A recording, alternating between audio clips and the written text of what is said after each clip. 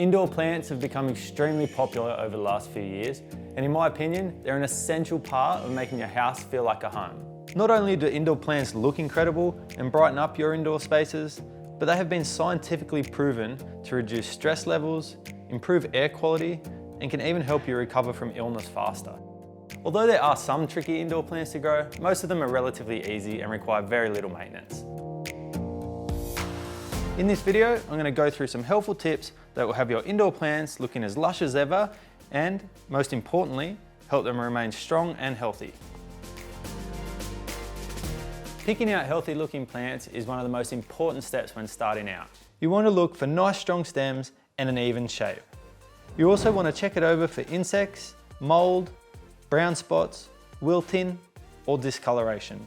If the plant has any of these, then they're obviously not happy, so don't bring home a challenge and start off on the wrong foot. It's really important to make sure your potting mix is damp, so it's not too wet and not too dry. Most indoor plants only need a small amount of water once a week, although they may need a little more in summer and a little less in winter. Watering is where a lot of people get it wrong. They either overwater and drown the plant, or they forget about it and it completely dries out. To check the dampness of your soil, wiggle your finger into just above your first knuckle. If it's damp, leave it. If it's dry, give it a drink. Make sure you set yourself weekly watering reminders so you don't forget about your plants.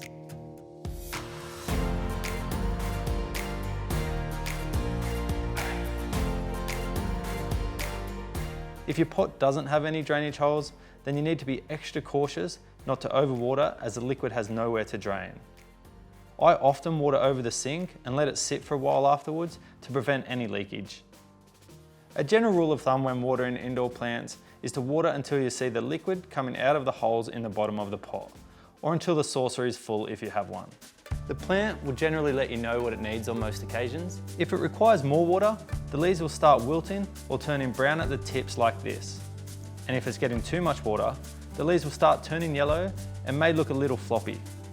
A common reason that plants dry out is air conditioners, heaters, and fireplaces. They really take away that humidity from your plant. So if you're using any of these regularly, you may have to check on your plant a little more often. Another way to help water and keep the humidity up in your plants is to spray the foliage with a mister or spray bottle. Most indoor plants are from tropical climates and are used to high humidity environments, so doing this really does help. Sunlight might not be the first thing you think about when it comes to your indoor plants, but it's essential. Most of our indoor plants need around 6 to 8 hours of indirect sunlight per day. If they get direct sunlight, they will very likely burn. Plant needs can vary dramatically depending on the plant you choose. So make sure you read the plant tags or look it up online to understand your chosen plant's specific needs. Try and pick a plant for a spot rather than a spot for a plant. That'll ensure it stays happy. Plants are clever. They can start stretching or leaning toward the light to try and absorb more, and in doing so, can become uneven, unbalanced, and start looking pretty horrible. To prevent this happening, I rotate my plants once a month to ensure even sunlight. Another tip to help your plants absorb more sunlight is to make sure you wipe off any dust that has settled on the leaves with a wet cloth. And every 6 months, take them outside for a good hose off. This will help the plant breathe a lot easier. Fertilising is easy. Hoselink's garden fertiliser is packed full of all the essential nutrients that your plants need. So all you need to do is give them a soak every 2 months, and I promise they'll be looking the best they ever have.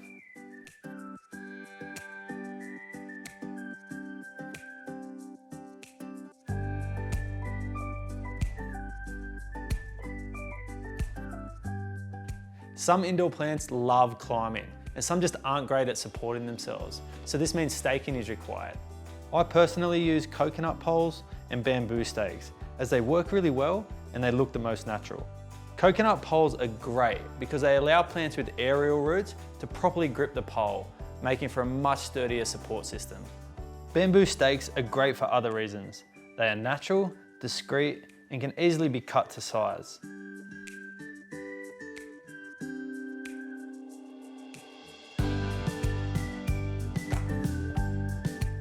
When tying to the stake, I prefer to use twine because once again, I just feel like it looks that little bit more natural. I then pick a suitable spot to tie it without putting too much stress on the plant as they can easily snap. You ideally want to tie it above a leaf if you can to prevent the twine from sliding down. Then loop it around, not too tight, before tying off.